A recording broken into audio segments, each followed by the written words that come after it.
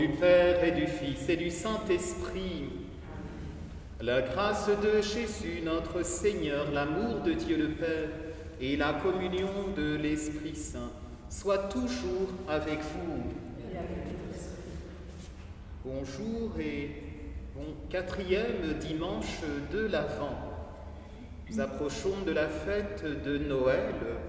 La 4e bougie de l'Avent est allumée. Et notre Église, déjà comme en attente, est déjà prête avec la crèche, où il ne manque plus que la présence de Jésus, le sapin. J'en profite déjà pour remercier les décorateurs, décoratrices de l'Église qui ont préparé cette crèche et qui ont décoré notre sapin. Les lectures aujourd'hui vraiment nous mettent à l'écoute de la voix de l'ange. La voix de l'ange qui salue Marie, Marie choisie par Dieu pour être la mère du Sauveur. Marie représente un cheminement de foi que nous tous pouvons faire, celui qui consiste à accueillir humblement, mais aussi volontairement, la volonté de Dieu, son projet pour l'humanité, qui est un projet d'amour. Marie n'est pas une soumise. Nous ne sommes pas des soumis face à Dieu, mais nous sommes libres de mettre en œuvre le projet de salut, le projet de paix, le projet d'amour divin. Mais nous le savons, trop souvent dans nos cœurs, il y a de la résistance. Plutôt que de dire oui au projet d'amour de Dieu, nous disons parfois non. C'est pour cela qu'avec humilité, nous reconnaissons que nous sommes pécheurs.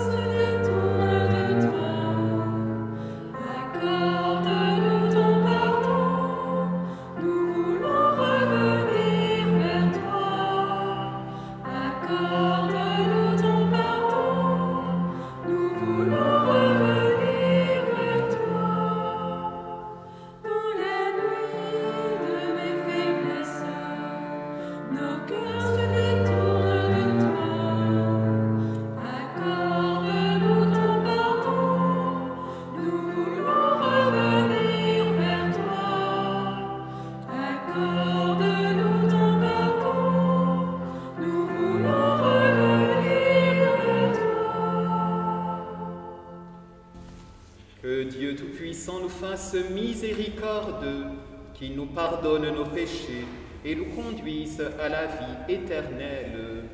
Amen. Et nous prions. Que ta grâce, Seigneur, notre Père, se répande en nos cœurs. Par le message de l'ange, tu nous as fait connaître l'incarnation de ton Fils bien-aimé.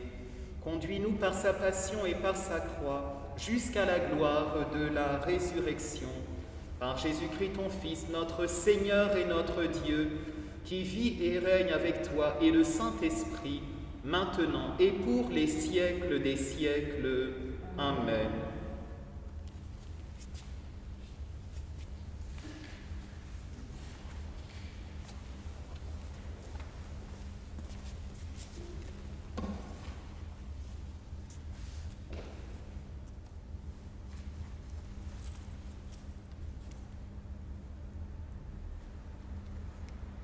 Lecture du livre de Samuel. Le roi David habitait enfin dans sa maison. Le Seigneur lui avait accordé la tranquillité en le délivrant de tous les ennemis qui l'entouraient. Le roi dit alors au prophète Nathan, « Regarde, j'habite dans une maison de cèdre, et l'arche de Dieu habite sous un abri de toile. Nathan répondit au roi, tout ce que tu as l'intention de faire, fais-le, car le Seigneur est avec toi. Mais cette nuit-là, la parole du Seigneur fut adressée à Nathan. Va dire à mon serviteur David, ainsi parle le Seigneur. Est-ce toi qui me bâtiras une maison pour que j'y habite? C'est moi qui t'ai pris au pâturage, derrière le troupeau, pour que tu sois le chef de mon peuple Israël. J'ai été avec toi partout où tu es allé. J'ai abattu devant toi tous tes ennemis. Je t'ai fait un nom aussi grand que celui des plus grands de la terre. Je fixerai en ce lieu mon peuple Israël. Je l'y planterai. Il s'y établira et ne tremblera plus.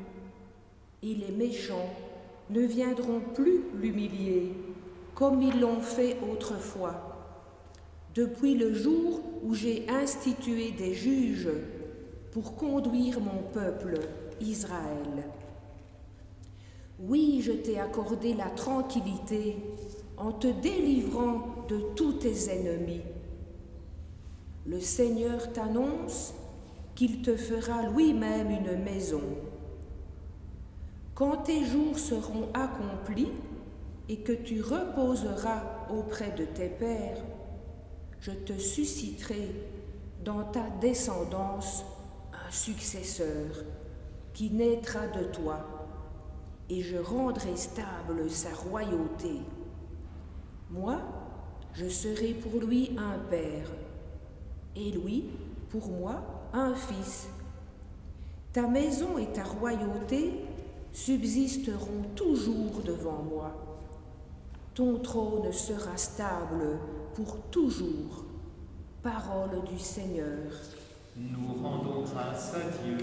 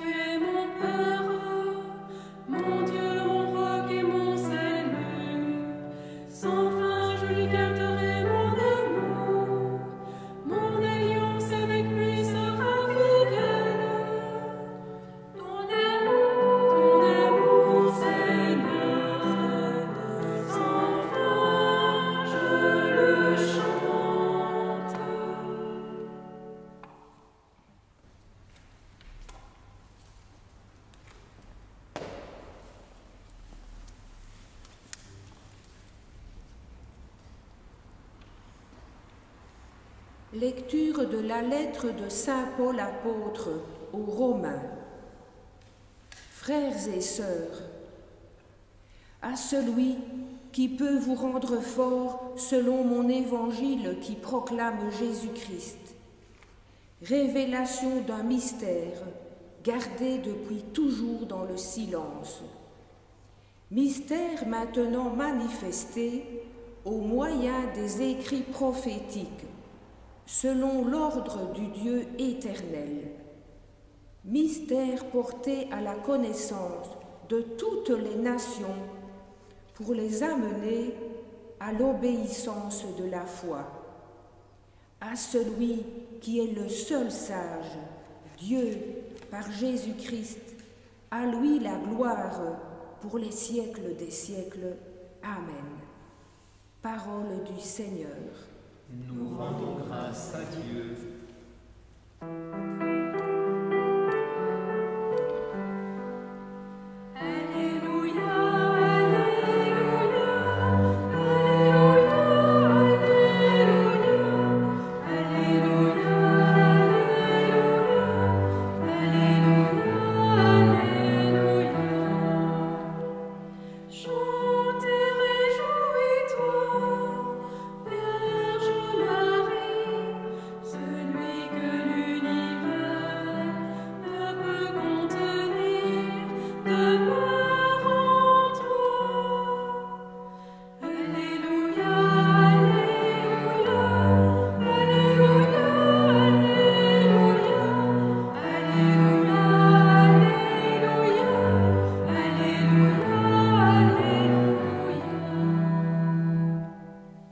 Le Seigneur soit avec vous.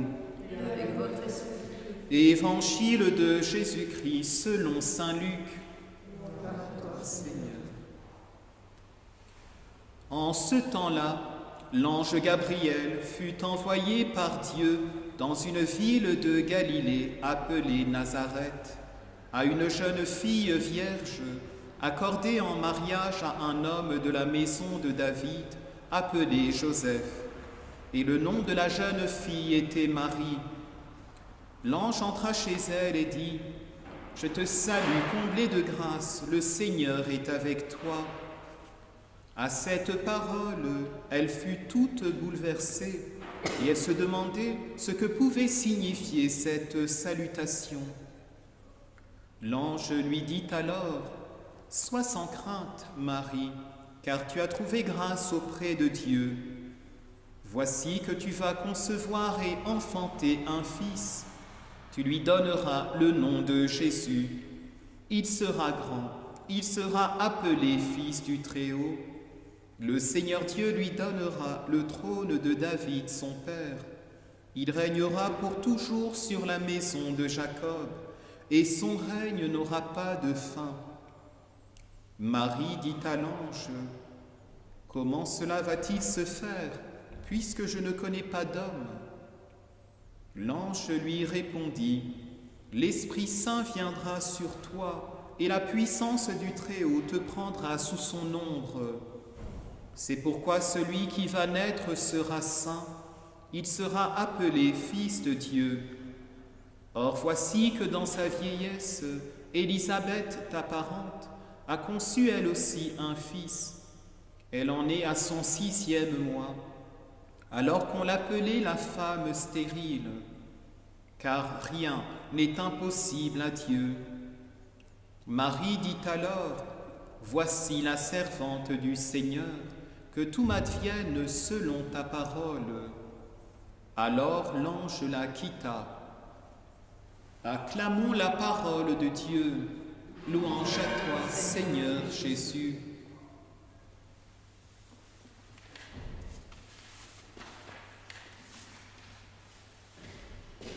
Frères et sœurs en Christ, nous voici donc le 4e dimanche de l'Avent.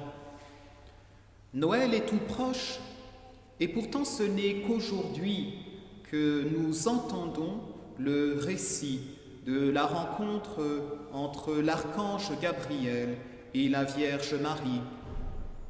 Les 3 premiers dimanches de l'Avent nous sont invités tout d'abord à veiller, et puis ensuite à écouter la voix de Jean le Baptiste, le précurseur, qui nous invitait à préparer, à redresser le chemin du Seigneur. Tous ces textes nous amenaient à ce moment d'aujourd'hui, celui de l'écoute, de la salutation de l'ange à Marie. Nous connaissons tous ce texte où l'archange vient annoncer à Marie la nouvelle ô combien extraordinaire selon laquelle Marie va enfanter le Fils de Dieu. Je ne sais pas ce qu'il en est de vous, mais pour ma part, je ne manque pas d'être ému à l'écoute de ce texte. Je trouve que ce passage de l'Évangile dégage une poésie et une solennité incomparables.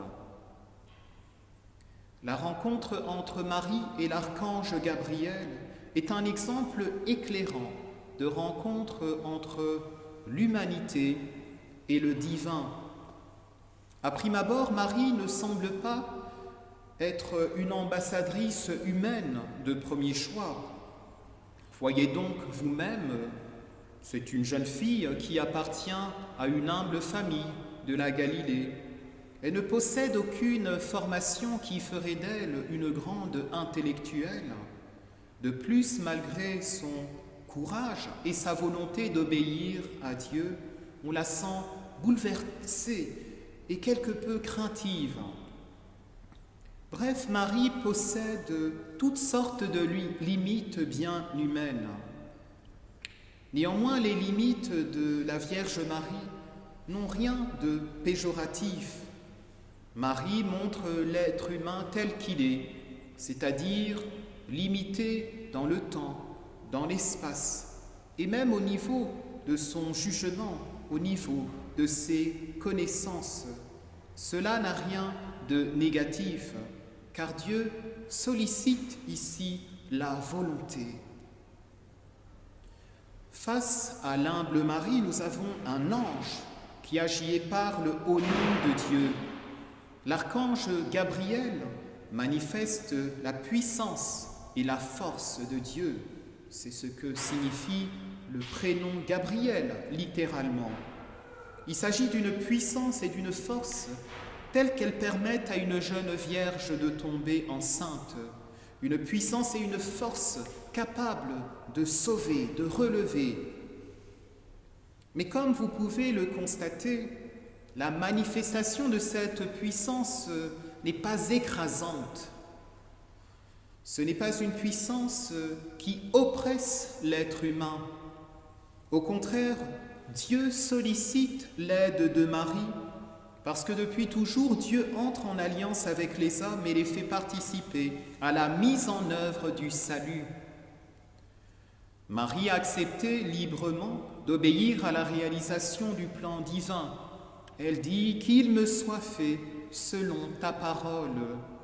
Ce faisant, Marie nous montre l'exemple à suivre, car nous aussi, tout comme Marie, nous pouvons, malgré nos limites, nos ignorances, nos souffrances et nos moments de lâcheté, nous pouvons, malgré toutes ces limites, dire oui à Dieu et contribuer concrètement au rayonnement de l'Évangile dans le monde. Nous pouvons mettre au monde le Christ. Dans cette société déchristianisée où la foi devient moins essentielle que le non-essentiel, nous avons à faire retentir la voix que nous avons entendue. Nous avons à faire retentir l'appel à la conversion, l'appel à pouvoir écouter et rendre visible l'Évangile. Aujourd'hui, alors que nous attendons toujours que le Christ revienne, nous savons donc que Dieu vient à la rencontre des vulnérabilités de la nature humaine pour les habiter et les relever. C'est le sens de notre crèche, une présence de Dieu humble à nos côtés. Dieu veut repousser nos limites et nous montrer que nous pouvons offrir davantage au monde.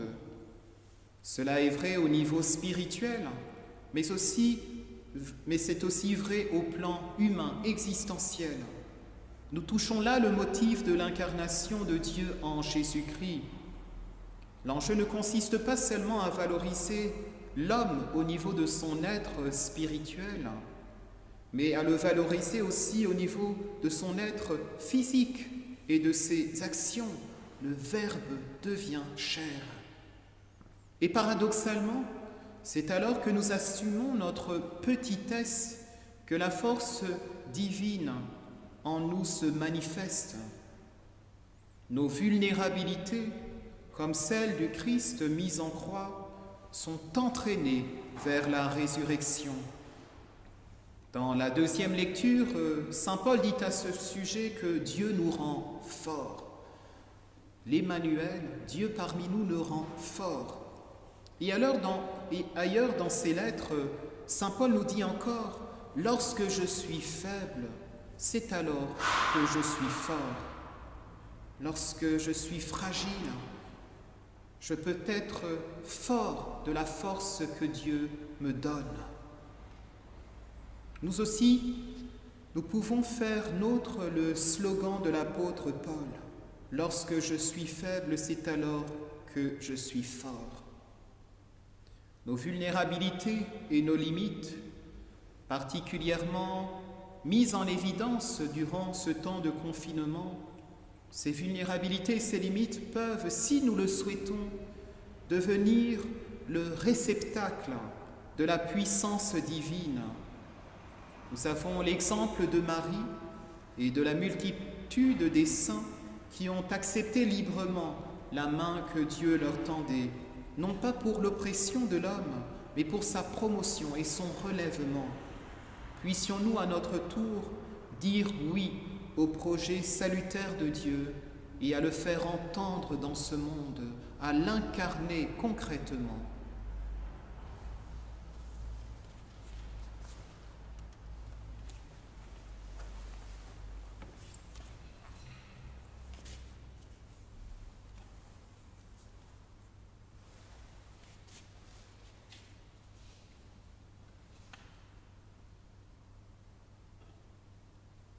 Et avec foi, en ce Dieu qui nous rejoint dans nos fragilités, levons-nous et redisons avec confiance « Je crois en Dieu, le Père Tout-Puissant, Créateur du ciel et de la terre, et en Jésus-Christ, son Fils unique, notre Seigneur, qui a été conçu du Saint-Esprit, est né de la Vierge Marie, a souffert sous Ponce Pilate, a été crucifié, est mort et a été enseveli, est descendu aux enfers, le troisième jour est ressuscité des morts, est monté aux cieux, est assis à la droite de Dieu le Père Tout-Puissant, d'où il viendra juger les vivants et les morts. Je crois en l'Esprit Saint, à la Sainte Église catholique, à la communion des saints, à la rémission des péchés, à la résurrection de la chair, à la vie éternelle. Amen. Tandis que nous attendons l'avènement de notre Seigneur Jésus-Christ, implorons sa miséricorde pour qu'il apporte le salut au monde d'aujourd'hui.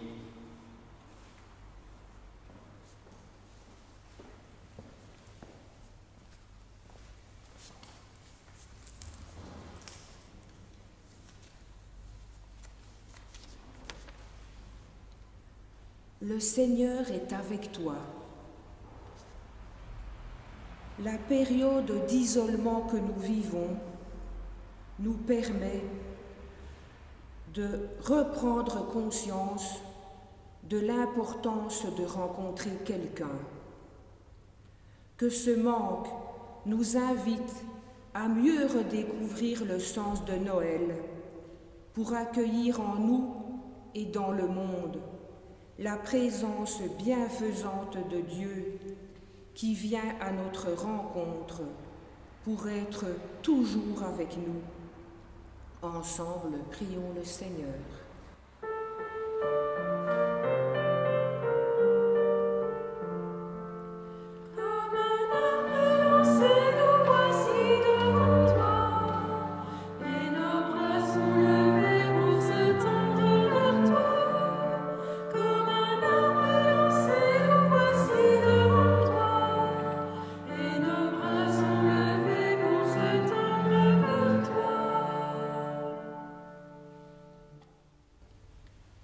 Sois sans crainte. En ce temps d'inquiétude et d'incertitude, que le témoignage donné par notre vie ne soit pas celui d'une personne écrasée par les événements ou les difficultés, mais plutôt celui d'un croyant rayonnant d'une présence aimante. Ensemble, prions le Seigneur. Comme un arbre élancé, nous voici devant toi, et nos bras sont levés pour se tendre vers toi. Comme un arbre élancé, nous voici devant toi, et nos bras sont levés pour se tendre vers toi. Réjouis-toi, tu as trouvé grâce auprès de Dieu. Cette parole s'adresse à chacun de nous aujourd'hui, maintenant. Puissions-nous, ensemble, nous réjouir de vivre la plus belle chose au monde, la certitude que Dieu nous aime au-delà de notre faiblesse. Ensemble, prions le Seigneur. Comme un arbre élancé, nous voici devant toi, et nos bras sont levés pour se tendre vers toi. Comme un arbre élancé, nous voici devant toi, et nos bras sont levés pour se tendre vers toi. Rien n'est impossible à Dieu. Le jour de notre baptême, nous avons reçu la force de l'Esprit Saint en nous. Qu'elle nous aide avec Marie à réellement croire que rien n'est impossible à Dieu et que cette confiance, appelée foi, transpire suffisamment dans nos vies pour en donner le goût aux autres. Ensemble, prions le Seigneur. Comme un arbre élancé, nous voici devant toi, et nos bras sont levés pour se tendre vers toi. Comme un arbre élancé, nous voici devant toi, et nos bras sont levés pour se tendre vers toi. Regarde. Que tout m'advienne selon ta parole. Dans l'écoute de la parole de Dieu, le Seigneur prend l'initiative de s'adresser à nous. Comme Marie, préparons nos cœurs à Noël en nous rendant totalement disponibles à la parole de Dieu qui désire ardemment nous rejoindre dans nos vies pour demeurer en nous. Ensemble, prions le Seigneur. Comme un arbre élancé, nous voici devant toi, et nos bras sont levés pour se tendre vers toi. Comme un arbre élancé, nous voici devant toi, et nos bras sont levés pour se tendre vers toi. Regarde avec bonté, Seigneur, le peuple qui se confie en ta miséricorde, et comme il ne peut subsister sans toi, soutiens-le maintenant de tes bienfaits, pour qu'il progresse jusqu'à l'éternité, par Jésus le Christ, notre Seigneur. Amen.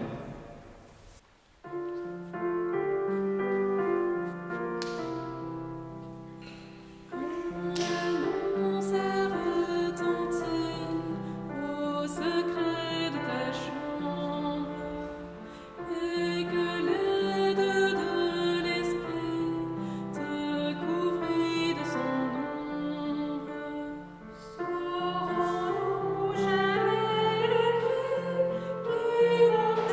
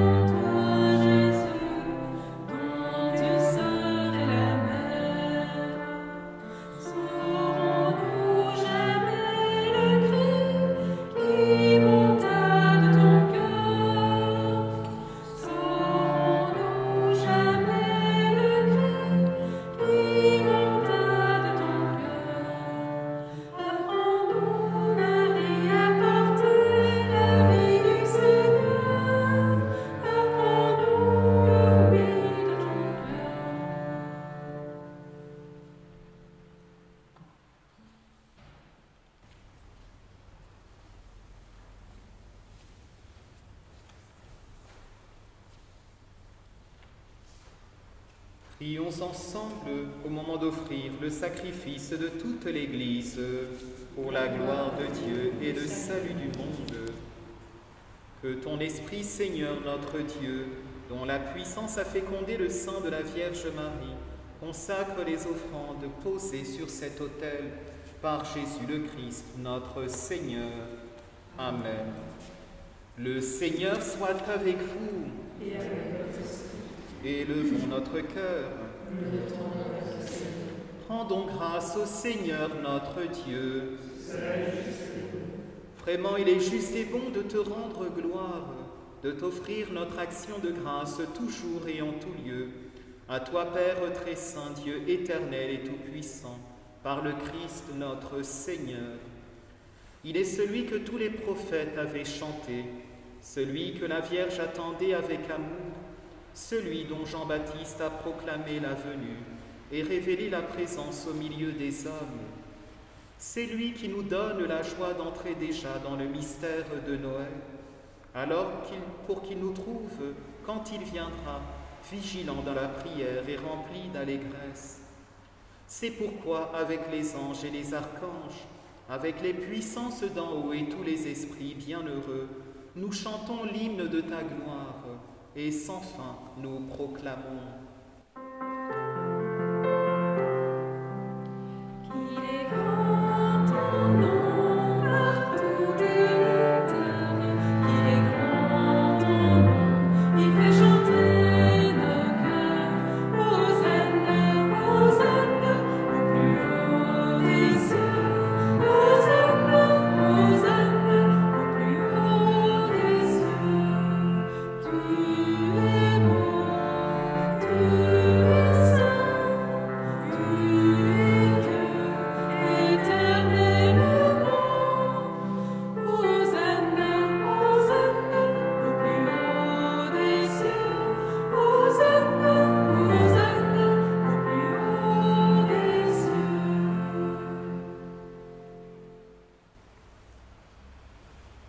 Tu es vraiment saint, Dieu de l'univers, et toute la création proclame ta louange. Car c'est toi qui donnes la vie, c'est toi qui sanctifies toutes choses par ton Fils Jésus-Christ, notre Seigneur, avec la puissance de l'Esprit Saint. Et tu ne cesses de rassembler ton peuple afin qu'il te présente partout dans le monde une offrande pure. C'est pourquoi nous voici rassemblés devant toi, et dans la communion de toute l'Église en ce premier jour de la semaine, nous célébrons le jour où le Christ est ressuscité d'entre les morts. Par lui que tu as élevé à ta droite, Dieu Tout-Puissant, nous te supplions de consacrer toi-même les offrandes que nous apportons.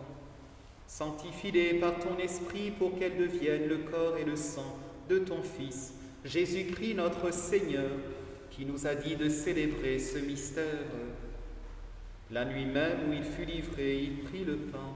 En te rendant grâce, il le bénit, il le rompit et le donna à ses disciples en disant « Prenez et mangez-en tous, ceci est mon corps, livré pour vous. »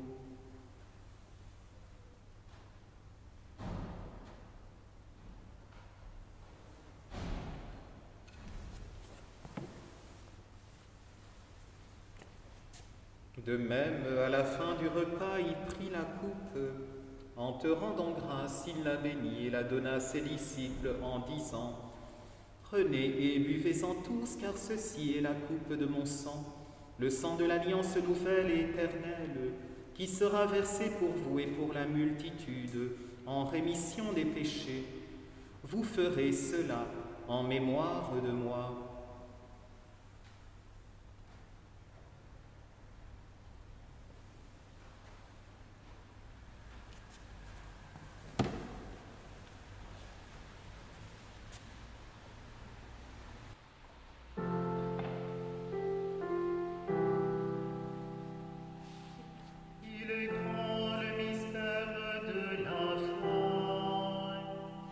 Gloire à toi qui es éternel.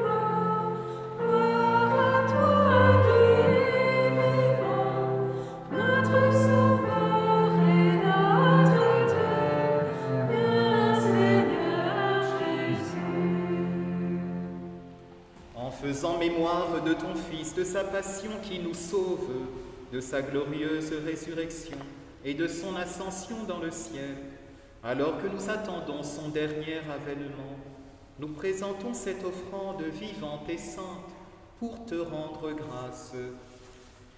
Regarde, Seigneur, le sacrifice de ton Église et daigne y reconnaître celui de ton Fils, qui nous a rétablis dans ton alliance.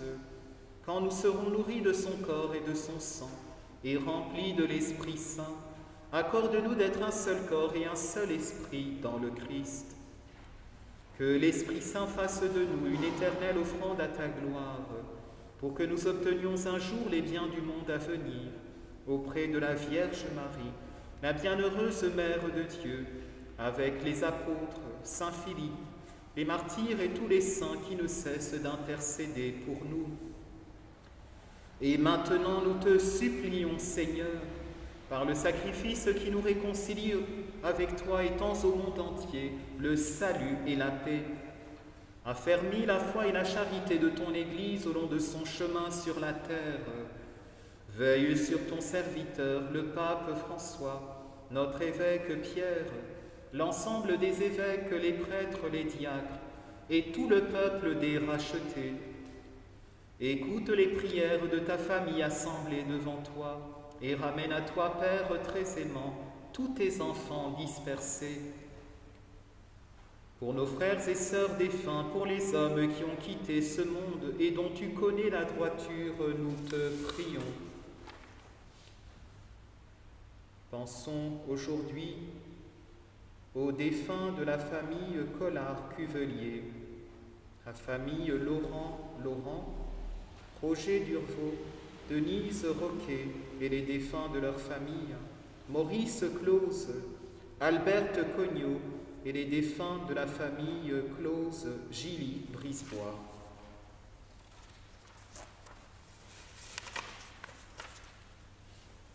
Reçois-les, Seigneur, dans ton royaume où nous espérons être comblés de ta gloire, tous ensemble et pour l'éternité, par le Christ notre Seigneur, par qui tu donnes au monde toute grâce et tout bien. Par lui, avec lui et en lui, à toi, Dieu le Père Tout-Puissant, dans l'unité du Saint-Esprit, tout honneur et toute gloire, pour les siècles des siècles. Amen.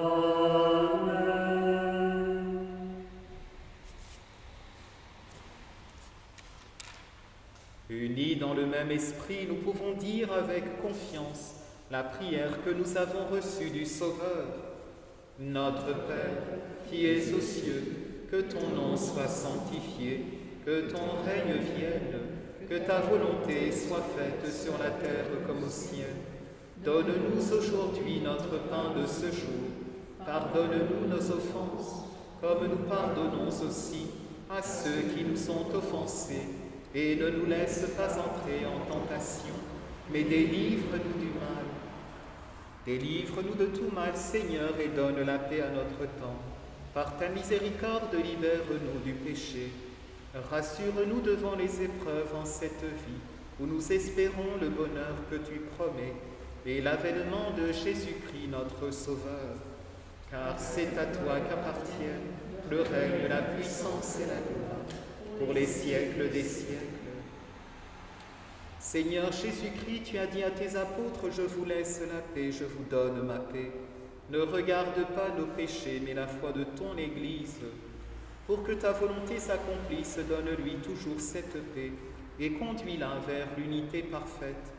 Toi qui règnes pour les siècles des siècles, que la paix du Seigneur soit toujours avec vous. La paix du Christ.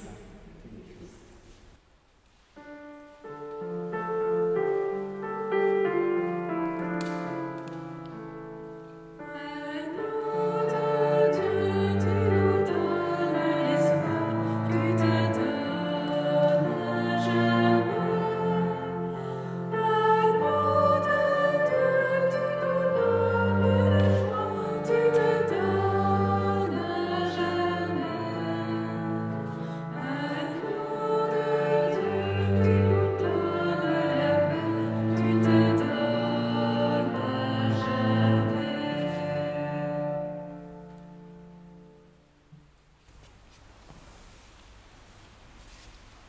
Heureux les invités au repas du Seigneur, voici l'agneau de Dieu qui enlève le péché du monde. Seigneur, je ne suis pas digne de te recevoir, mais dis seulement une parole et je serai guéri.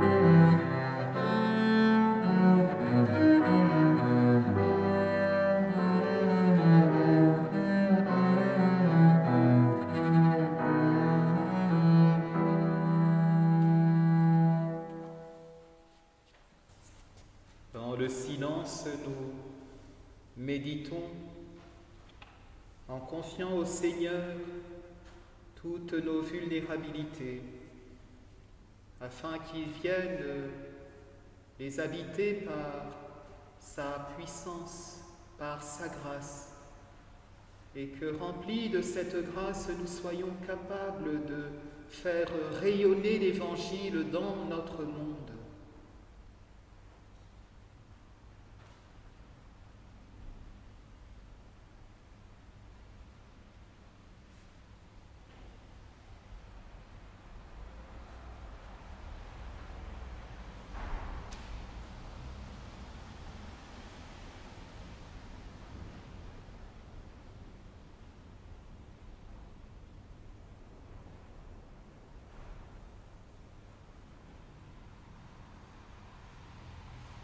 Prions. Nous avons reçu dans ton sacrement, Seigneur, le gage de la rédemption éternelle. Accorde-nous une ferveur qui grandisse à l'approche de Noël pour bien fêter la naissance de ton Fils, lui qui règne pour les siècles des siècles. Amen.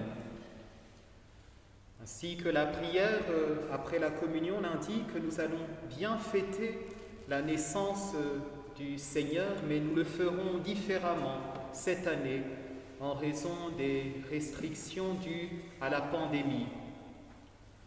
Il est possible pour les paroissiens de Philippeville, après avoir regardé la messe de ce 4e dimanche de l'Avent, de venir communier à l'heure de la messe habituelle, c'est-à-dire le dimanche, entre 10h45 et 11h45. Je serai là quand vous aurez fini de regarder la messe. N'hésitez pas à venir recevoir le corps du Christ. Pour les fêtes de Noël, le 24 et le 25, il n'a pas été possible d'organiser des inscriptions pour des petits groupes de 15 personnes, mais malgré tout, nous allons quand même enregistrer la messe de la nuit de Noël qui sera visible à partir de 18h. Donc soyez sur le site de la paroisse ou bien sur la chaîne YouTube si vous êtes abonné, le 24 à 18h pour regarder ensemble la messe de la veillée de la messe de la nuit de Noël, où nous allons, voilà, comme d'habitude, vous accompagner dans la prière par nos chants et par la célébration de l'Eucharistie. Pendant les 2 jours, du 24, du 25, il n'y aura donc pas de messe aussi bien à Philippeville qu'à Jamagne, Jamiol et Sautour, mais il sera possible, malgré tout, quand les églises sont ouvertes, de passer, se recueillir devant la crèche. L'église de Philippeville sera ouverte du 24 jusqu'au 27, c'est-à-dire du jeudi jusqu'au dimanche, et vous pouvez venir vous recueillir à la crèche. Je viendrai aussi pour le dimanche 25 distribuer, pour le vendredi 25 plutôt, distribuer la communion aux heures de messe, mais pas le 24 à Jamagne. Donc à Sautour le 25 à 9h30 et à Philippeville à 10h45, il sera possible de venir communier. Et le week-end prochain, ce sera à nouveau comme ce week-end-ci, la messe à Jamiol et à Sautour, et puis une messe enregistrée pour la communauté de Philippeville. Nous espérons que les conditions vont quand même évoluer afin de refaire à nouveau des messes en présentiel. Mais d'ici là, voilà, restons quand même unis dans la prière et ne baissons pas les bras. Il est possible, comme l'Évangile nous y invite, à vraiment rayonner de la présence du Christ, du Verbe de Dieu fait chair, rayonner dans ce monde, un monde qui se déchristianise, un monde où, je le disais, notre foi est parfois vue comme moins essentielle que le non-essentiel, mais si c'est essentiel, si c'est important pour nous, mais nous devons pouvoir le manifester à travers nos vies, pas seulement à travers des pétitions, mais aussi à travers nos vies, notre témoignage au quotidien. Recevons maintenant la bénédiction solennelle de ce temps de l'Avent. Le Seigneur soit avec vous. Vous croyez que le Fils de Dieu est venu dans ce monde et vous attendez le jour où il viendra de nouveau. À la clarté de cette lumière qui lève, que Dieu son Père vous guide en toutes vos démarches et qui multiplie sur vous ses bénédictions. Amen. Qu'il rende ferme votre foi, joyeuse votre espérance et constante votre charité. Amen. La venue du Rédempteur, pauvre parmi les pauvres, est déjà pour vous une grande joie. Quand il apparaîtra dans toute sa gloire, qu'il vous ouvre le bonheur sans fin. Amen. Et que Dieu Tout-Puissant vous bénisse, le Père, le Fils et le Saint-Esprit. Allez dans la paix et la joie du Seigneur.